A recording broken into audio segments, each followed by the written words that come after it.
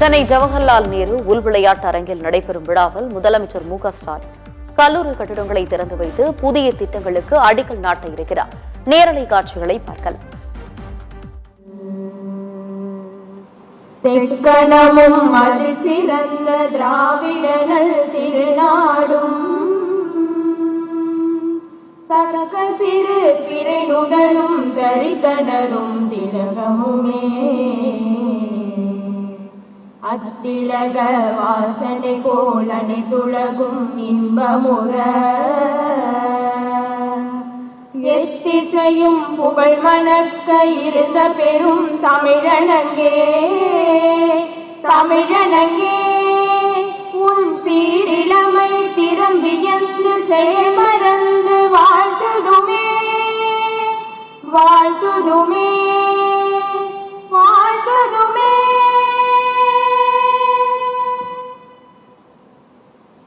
நன்றி. சிறப்புமிக்க இன்றைய விழாவில் வரவேற்புரையாற்ற மதிப்பிற்குரிய தமிழ்நாடு அரசின் தலைமை செயலாளர் அவர்களை அன்புடன் அழைக்கின்றோம்.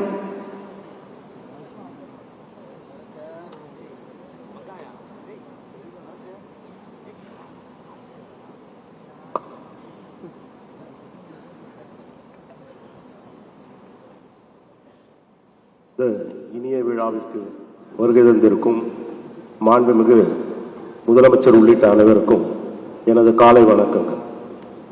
இளைஞர்களுக்கான தேவையான புதிய வேலை வாய்ப்புகளை உருவாக்குவதுதான் ஒவ்வொரு அரசின் முக்கியமான நோக்கமாகும். மாண்புமிகு முதலமைச்சர் தலைமையிலான தமிழ்நாடு அரசு கடந்த 4.5 ஆண்டுகளில் இந்த நோக்கத்தை அடைவதில் மிகப்பெரிய சாதனை படைத்துள்ளது என்றால் அது மிக அல்ல.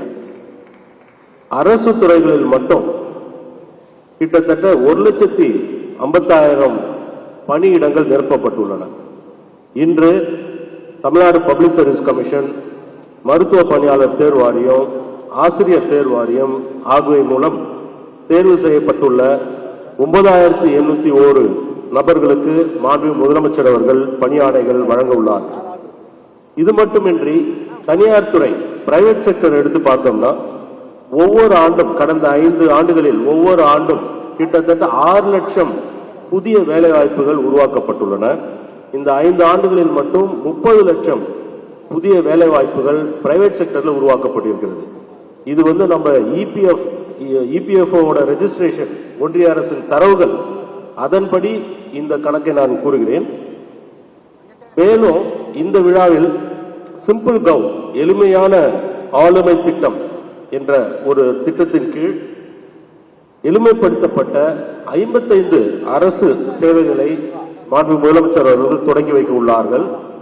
ஏற்கனவே கடந்த ஆண்டு 10 சேவைகள் இது போன்று எளிமைப்படுத்தப்பட்டன. இந்த சீர்திருத்தங்கள் மூலம் பொதுமக்களுக்கு மிகவும் பயனுள்ளதாக இருக்கின்றன. ஒரு உதாரணத்தை மட்டும் நான் இங்கே எடுத்து சொல்ல விரும்புகிறேன். 3500 சதுரடி கீழ் குறைவான கட்டடங்களுக்கு கட்டட அனுமதி வழங்கும் நடைமுறை சுய சான்றிதழ் செல்ஃப் சர்டிபிகேஷன் அடிப்படையில் எளிதாக்கப்பட்டது. அதன் பின்னர் யாரும் எந்த அலுவலகத்திற்கும் கட்டட அனுமதி பெறுவதற்காக செல்ல வேண்டியதில்லை. ஆன்லைனில் அப்ளை பண்ணி அவங்களோட செல்ஃப் சர்டிபிகேஷன் கொடுத்தாங்கன்னா, பிளான் அப்லோட் பண்ணாங்கன்னா அவங்களே டவுன்லோட் பண்ணிக்கலாம். உடனடியாக அந்த பிளானை டவுன்லோட் பண்ணிக்கலாம். இதற்கு முன்னர் ஊராட்சி அலுவலகம், நகராட்சி அலுவலகம் என்று 2-3 மாதங்கள் அலைந்தால்தான் இது கிடைக்கும். இந்த நடைமுறை மிகவும் எளிதாக்கப்பட்டது. கடந்த 18 மாதங்கள் மட்டும் பார்த்தோம்னா 1,86,000 நபர்கள் இந்த முறையை பின்பற்றி மிக எளிதாக கட்டட அனுமதியை அவர்கள் பெற்றுள்ளார்கள். இது ஒரு சைலண்ட் ரெவல்யூஷன் என்றுதான் நாம் கூற வரும். இதுபோல பல்வேறு சேவைகளை எளிதாக்கியதில் மிகப்பெரிய பயன் பொதுமக்களுக்கு கிடைத்திருக்கிறது. மக்கள் நலம் காக்கும் இது போன்ற முன்னெடுப்புகளுக்கெல்லாம் முக்கிய காரணியாகவும் வழிகாட்டியாகவும் இருக்கும் மாண்புமிகு முதலமைச்சர் அவர்களை வருக வருக என்று வரவேற்கிறேன். அதே போல நாங்கள் எங்கள் பணியை செய்யும் போது எப்போதெல்லாம் இடர்பாடுகள் வருகிறதோ, ஆலோசனை தேவைப்படுகிறதோ, எங்களுக்கு அதை உடனுடன் வழங்கி எங்களுக்கு வழிகாட்டும் மாண்புமிகு துணை முதலமைச்சர் அவர்களையும் வருக வருக என்று வரவேற்கிறேன். இந்த நிகழ்ச்சிக்கு வருகை தந்திருக்கும் மாண்புமிகு அமைச்சர் பெருமக்கள், அரசு துறை செயலாளர்கள், அரசு அலுவலர்கள், அரசு பணியில் புதிதாக சேர்ந்துள்ள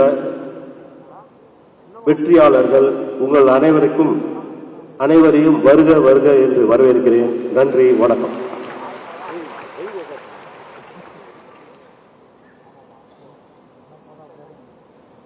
மிக்க நன்றி ஐயா. விருந்தினர்களுக்கு நினைவு பரிசு வழங்குதல். தமிழ்நாட்டில் எவரையும் தனித்து விடாமல் வெல்வோம் ஒன்றாக என வழி நடத்தி செல்லும் திராவிட மாடல் அரசின் வெற்றி நாயகர் நம் மாண்புமிகு தமிழ்நாடு முதலமைச்சர் அவர்களுக்கு மாண்புமிகு மனிதவள மேலாண்மை துறை அமைச்சர் அவர்கள் நினைவு பரிசு வழங்கி சிறப்பு செய்கிறார்கள்.